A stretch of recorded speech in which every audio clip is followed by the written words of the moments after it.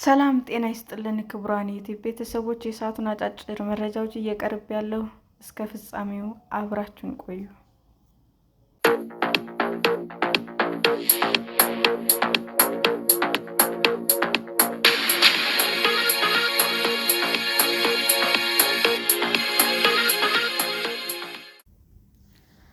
ደቡብ አፍሪካ ፍልስጤማውያንን የጫነ አውሮፕላን ስለመጣባት ምስጢራዊ መንገድ ምርመራ እንደምታካሂድ አስታወቀች።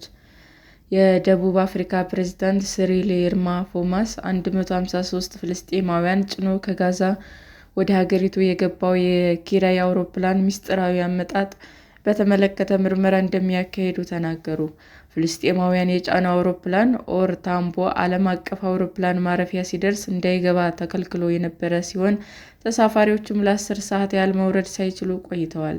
ይህም እርምጃ ተወስዶ የነበረው ተሳፋሪዎቹ ፓስፖርታቸው ላይ የጉምሩክ የመውጫ ማህተም ስላልነበራቸው እንደሆነ የሀገሪቱ ባለስልጣናት ተናግረዋል።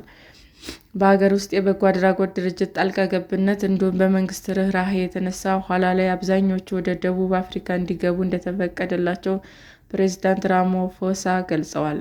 አሁንም ቢሆን ግን ከጋዛ የተነሱበትና ደቡብ አፍሪካ የደረሱበት ሁኔታ ግልጽ አይደለም። እስራኤልና ሐማስ በጋዛ ጦርነት ላይ በነበሩበት ወቅት ደቡብ አፍሪካ ለፍልስጤማውያን ጥያቄ አጋርነቷን አሳይታለች።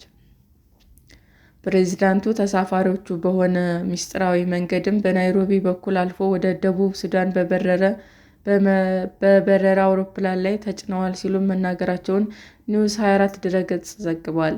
የጋዛ መተላለፊያዎችን የሚቆጣጠረውና የእስራኤል ጦር አካል የሆነው ኮጋት ባወጣው መግለጫ ነዋሪዎቹ የጋዛ ሰርጥን ጥለው የወጡ ኮጋት ከሚቀበላቸው ሶስተኛ ሀገር ፍቃድ ካገኙ በኋላ ነው ብሏል። ተቀባይ የተባለው ሀገር የቱ እንደሆነ ግን አልተጠቀሰም።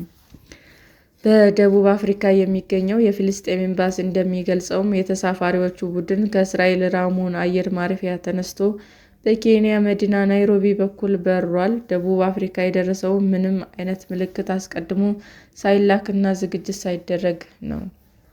ኤምባሲው ባወጣው መግለጫ ያልተመዘገበና አሳሳች ድርጅት በጋዛ የሚገኙ ሰዎቻችንን አሳዛኝ ሰብአዊ ሁኔታ መዝብሯል፣ ቤተሰቦቹን አታሏል፣ ከእነርሱም ገንዘብ ሰብስቧል፣ እንዲሁም ኢመደበኛ በሆነና ኃላፊነት በጎደለው መልኩ ጉዟቸውን አመቻችቷል ብሏል። ቢቢሲ የአውሮፕላኑን በረራ በተመለከተ የኬንያ መንግስትን አስተያየት ጠይቋል።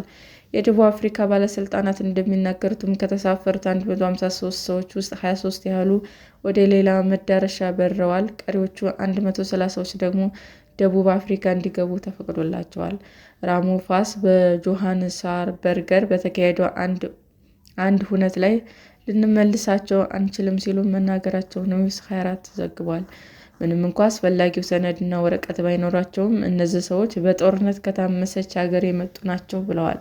በተጨማሪም ፕሬዝዳንቱ መንግስታቸው ስለ ጉዳዩ ተገቢውን ምዘና አድርጎ የተፈጠረው ምንድን ነው እንዲሁም ጉዳዩ እንዴት አሁን ያለበት ሁኔታ ደረሰ የሚለውን ለሕዝብ እንደሚያሳውቅ መግለጻቸው የደቡብ አፍሪካው የቴሌቪዥን ጣቢያ ኤሲቢሲ ዘግቧል። የሀገር ውስጥ ጉዳዮች ሚኒስትር ሊዮን ሽራይበር በበኩላቸው ሁሉም ተጓዦች ትክክለኛ ፓስፖርት አላቸው፣ አሁን ላይ አንዳቸውም የጥገኝነት ጥያቄ አላቀረቡም ብለዋል።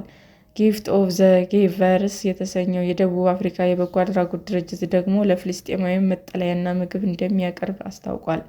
የሀገሪቱ የሲቪል ማህበረሰብ ድርጅት ፍልስጤማውያን ከጋዛ የተነሱበት ሁኔታና የአውሮፕላኑ የጉዞ መስመር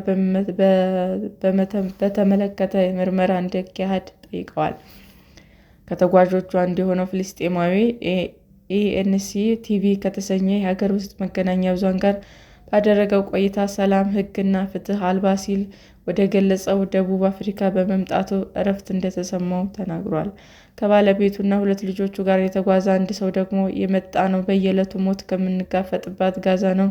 ከ2 ዓመት ጦርነት ተርፈናል። እዚህ በመሆናችን እድለኛ ነን ብሏል።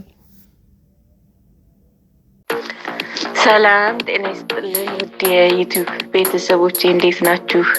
አዲስ ጀማሪ ነኝና ሰብስክራይብ ያደረጋችሁ አበረታቱኝ። አመሰግናለሁ።